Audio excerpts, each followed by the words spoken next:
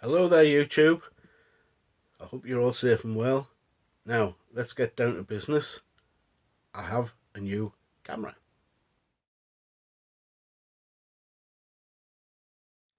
Well, when I say a new camera, it's new to me.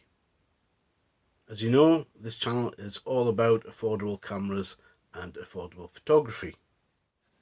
So what Fuji camera have I bought? An X100V or 100F, you know, the friend of the street photographer. Or perhaps it's an XT100 or an XT3 and I've won quite a lot of money. No, not on this channel, of course not. This camera, of course, is from the last century, and it's when Fuji first launched the instaxwide format. So you'll all be asking why I'm bothering with a 21-year-old camera like this one. Well, all cameras fascinate me, to be honest, especially the weird oddball stuff which I quite like to collect.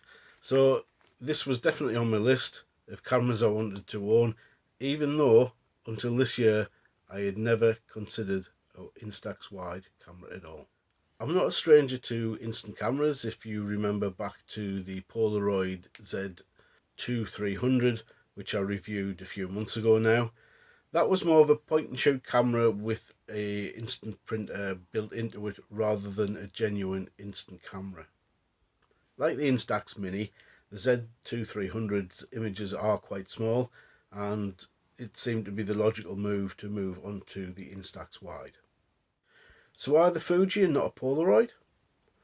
Well, I could have picked up a 70s, 80s or 90s Polaroid camera for next to nothing, that's true. The film, however, is way more expensive.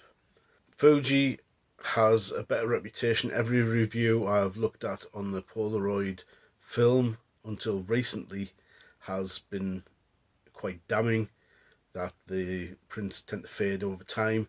So I'd rather have the reliability of the Fuji over buying the camera slightly cheaper. So then you might ask, why buy the Instax 100 when you can buy a brand new wide 300 or pick up a 200 or 210, which with slightly different features? Well, the thing is, the Instax wide, I've considered all of the options. For the most part though, they are very similar in what they do. They all take the same film, produce pretty much the same results, despite the newer versions haven't actually improved in image quality. Yes, later models did move things like the flash moved across the camera instead of being above the lens, and I don't know what the benefits or pitfalls are of that. Some people have said that when it's moved to the side it does cast a shadow across because the lens gets in the way, so I don't necessarily see that as being a benefit. With the 100 you've got all of your buttons on the back of the camera, which seems a bit more intuitive. The 210 and 200 hadn't moved onto one of the sides. The 300 it's partially across here and across the top, so they're pretty much a much of the muchness. The results are pretty much the same regardless of what camera you pick up. So yeah, I thought I might as well go for the least cost option.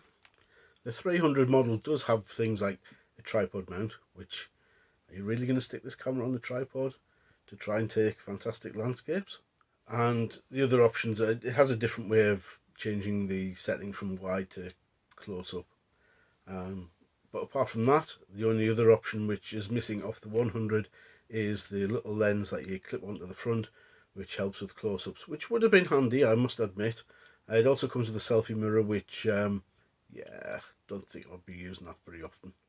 The biggest advantage of earlier models, well, they can be picked up really cheaply. This 100 cost me a whole £9.50, so yeah, pretty happy with that. It works as well, and yeah, the film cost me more than the camera did. Maybe it's not so good after all, maybe. So what size are these images that come out of the Instax wide? Well, they're 9.9 centimeters wide by 6.2 centimeters tall, which isn't huge. I mean, that's smaller than a 6x4 print, but it's significantly larger than you can get with the likes of the Instax Mini or one of these zinc printers, or even the Polaroid Z2-300 I talked about. So the benefits are there. You do get a bigger image, and yeah, I thought it was worth having a go at one. In tests that I've seen, the prints from the Fuji generally are sharper and the colours more realistic than you get with Polaroid. That said, if you really want that retro feel, the images that the Polaroid can offer probably do tick those boxes. Moving from a digital camera though, what isn't cheap about this type of photography is the fact that it costs money every time you press the shutter button. A pack of film for the Fuji for 20 shots is around £15–16, and with a Polaroid you're paying £14.99 for 8 images. I'll never complain about the cost of a memory card again. So what are my intentions with this little camera then? Well, I think it probably suits a little bit of street photography, so I might give that a go. I'm quite excited to try the Instax black and white film with this camera and see what those results are like.